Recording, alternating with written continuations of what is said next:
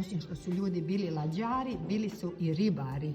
Ali osobito je bila cijenjena, tražena ova pupovska gavica.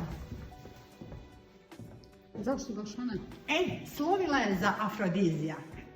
I otuda je ona u Istanbulu tražena pod suho zlato, a na Dubrovačkim trpezama bila glavna delicija. O njoj je pisao i turski pisac Evlija Čelebija, o njoj je pisao Donuđer Josip Bošković, ali nje više nema.